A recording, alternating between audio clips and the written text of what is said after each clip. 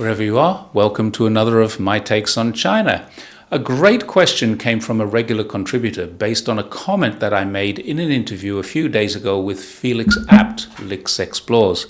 We were talking about data privacy and its relation to WeChat because of the social credit score. Now, of course, it's possible for anyone in China to be blacklisted, and being removed from WeChat or Alipay through that will be devastating for many people. So there's a simple matter of trust. Do you trust your government? If you do, then a digital lifestyle is good. If you don't, then you're entering what is potentially a dystopian nightmare of unregulated control. Therefore, you need to be sure there are controls. Blacklisting is a very serious business, and we read about it in Western media as if it's a daily occurrence here in China. But the only person in my entire history of being in China that I heard about being blacklisted was a foreigner, an Australian called John Harper, who became the subject of a Serpent ZA ADV video. Serpent said he'd been contacted several times by the court but missed the calls. He changed address without leaving a forward address and subsequently missed the letters too. He had no idea that he'd been taken to court for an unpaid debt until he went to leave the country. He lost the case, he ended up with this debt, and he had to pay it before he was allowed to leave the country. He'd entered a deal to sell a gymnasium, but where the gym had an unpaid debt, he transferred that debt to someone else who then didn't pay it, and the case went to court without getting into the court case. You can watch the Serpent ZA video if you want, I have linked it. But the bottom line is, one side of the story paints China in a very bad light.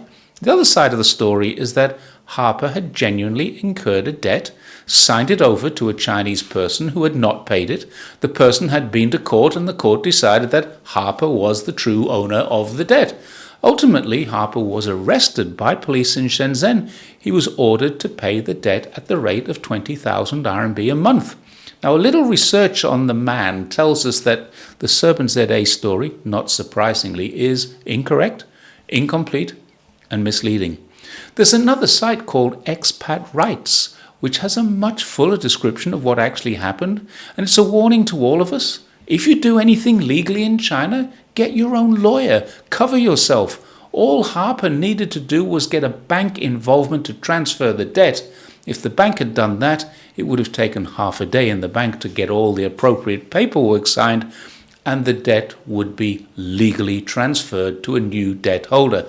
He didn't, and he lost out because he rather foolishly, in my opinion, trusted the purchaser's lawyer rather than getting his own. So getting back to the main part of this video, George Hanna, or 943, asked me, Jerry, how does China protect the personal data of its people with so much surveillance? Is there a risk of getting hacked? If not, how is this managed? Well, it has been hacked. It's managed extremely well, though. We must remember that here in China, the government controls the oligarchs, not the other way around. Peter Thiel, who owns Palantir, made a donation of $100 million to the Trump campaign, and J.D. Vance was his pick for vice president. We now know that being a vice president has nothing at all to do with merit or possible succession planning, but a lot more to do with how many votes they can bring in and how much money they can contribute to the election coffers. Vance came from nowhere to be vice president because Thiel wanted him there, and that should worry every democratically thinking, intelligent person. And by that I don't mean Democrats, I mean people who think they live in a democracy should be very worried.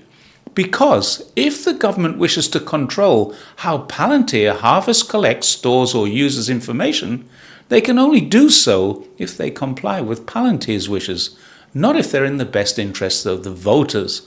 And if I was an American voter, I'd be very concerned about that.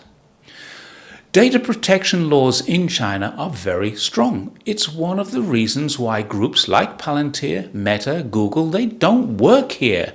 They can't harvest data, they can't sell it, they can't profit from it. And if they can't do that, then they aren't interested in investing in China to store the data inside of this country. They're strong enough to say to the European Union and the US government that they don't want to operate in this way. They're rich enough to employ lobbyists to persuade politicians to vote the way their donors want them to vote, not their voters. We're actually seeing this in the European Union right now. The EU has hit Apple and Meta, both of them, with massive fines for breaching data laws. The two companies, instead of paying, have stalled. They've appealed. They're lobbying to reach a deal. It might cost them 5 to 10 million euros to do this through this lobbying and through donations, but they'll save hundreds of millions of dollars in fines. In Meta's case, they were fined for offering users a choice in the EU: allow us to freely harvest and sell your data, or pay us for the privilege of confidential storage of that data. The Apple case is slightly different. They were not allowing access to non-Apple products in their store.